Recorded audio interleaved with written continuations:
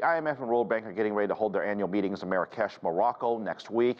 That country, of course, hit earlier by that devastating earthquake. The government is ready to have the meetings go on, as it is seen as an important drawing board for tourists to come back to Morocco. Speaking on Thursday, IMF Chief Georgieva said the IMF is now more optimistic that central banks can tame inflation without the global economy going into recession. She did warn, though, that the forecast for growth remains uneven and weaker than before the pandemic. And to comment on that outlook, we're joined by our good friend William Lee, Chief Economist at the Milken Institute. Good to see you again. So I'm a little bit perplexed because they normally don't talk about this global recession. There's always financial risk. They never say there's no financial risk. So they're kind of hedging their bet. But one thing I do want to point out is around the world, for the most part, people are raising rates. You have a strong dollar, you have inflation that's tame. Does the world seem better today or worse than a year ago? There's really a tremendous note of optimism that's floating through at least the forecasting community that I talk to. My colleagues at Citibank, for example, have raised their forecast for China. They see the bottom coming because they see the policy effectiveness taking hold. But the IMF, I think, remains cautious because the split among countries that are doing well but are fighting inflation, therefore artificially holding their growth down, and those that are structurally weak, like many of the countries in Africa and other emerging markets, and that dichotomy has gotten worse over time, and that's, I think, where the emphasis of the IMF meetings this year. Yeah, and when you mean structurally weak, I mean, essentially, a country is only as good as their economy, which is their tax base, plus their corporate engagements and profits that they might take in, and I guess minus imports and exports. So every country is going to have a different DNA, if you will, and the good ones do good, and the ones not so strong do worse. I mean, that's just a fact of life, that a lot of these aren't going to do well in a high inflation or higher inflation environment.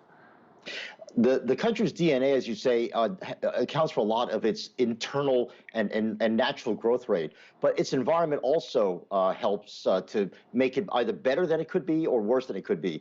Many emerging markets, for example, are heavily indebted, and the IMF has called for a lot of restructuring of their debt so they can get out of that, because Mike Milken has emphasized to all of our sponsors that Africa really is the place where the youngest people are, where the largest population growth is going to be, and the biggest potential, given their mineral resources and everything else. Trouble is, they can't quite realize that potential because of all of this overhang. So their DNA actually is quite strong, but they've got a lot of other factors that have held them back.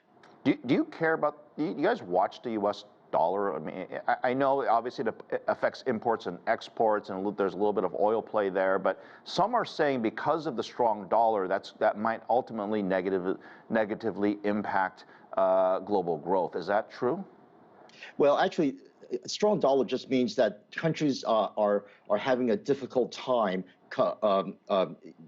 competing for capital with the U.S. When the dollar is strong, it means the U.S. economy is doing well. People are pumping money into the United States and trying to make investments here. That means that those dollars are not going to other parts of the world. And I think that's why the strong dollar is really bad for the rest of the world, because it sucks away so much of the investment capital from other parts of the world. Right. And I guess if you're looking at interest rates, the more we raise interest rates here in the U.S., both on the short and long bonds, that obviously impacts the dollar as well.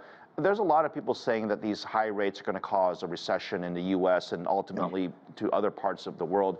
Did you buy into that bear theory? Well, the fear is there, and in fact, that's one of the cautions that the managing director has raised, that even though it's really important to fight inflation and make sure inflation doesn't resurge, too heavily dependent on high rates will cause an overshoot and could really bring the advanced economies down. So it's a fine line that we have to hold. But right now, that air of optimism is pervading the entire forecast community, including the IMF, that we might get the soft landing that everyone's hoping for. One of the things that the world has been whining about ever since the pandemic is the high cost of living, right? Rents are high, home prices are high. And with the rates having gone up so much, you would think that home prices would have a more dramatic fall. We haven't seen that here in the U.S. I don't think I've seen that elsewhere in the world. No. There are small pockets of it, but Wouldn't that ultimately help in terms of if you're looking to buy a home or you're looking to rent, that both those numbers have to come down because the cost of money has gone up so much? Why haven't we seen a larger decline in fixed asset prices like real estate? One of the factors that's holding up real estate is the fact that the demographic demand is really growing very strongly for housing. The millennials are having their second child, and usually when you have a second child, that's when you need to buy a new home. And so even though it's more costly to buy those new homes now, if you really need the space, you're going out and looking for it. And so the channels for interest rates to hold back real estate prices and hold back the real estate sector in general are getting weaker because of the strong demographic demand that we see, certainly here in the United States. William, quick one. Jobs report tomorrow. It's supposed to be a pretty big one. What do you expect, and why should we care? It's absolutely critical to see what's happening to the labor market, because the Fed will base its interest rates policies on how it perceives the labor market is whether supportive of inflation, that is pushing inflation up further because wages and the labor market is tight, or whether a loosening of the labor market will allow wages to be more moderate, say 3 to 4% instead of 5 and 6% growth, and that will be the key to their interest rate policy tomorrow. Always good to see you, William. We shall talk soon. Thank you. Thank you for having me.